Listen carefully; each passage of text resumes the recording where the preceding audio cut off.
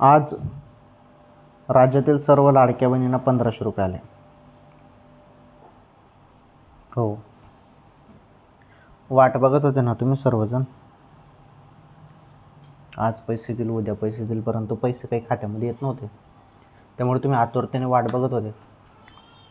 तर 1500 रुपये जे आहेत ना, हे 1500 रुपये ऑगस्टचे आलेले आहेत.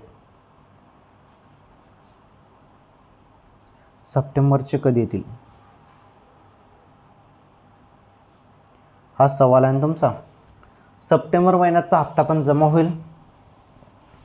25 सप्टेंबर नंतर हप्ता येऊ शकतो लाडक्या बहिणींनो खात्यामध्ये, कारण आता नुकताच तुमच्या खात्यामध्ये ऑगस्टचा हप्ता मिळालेला आहे.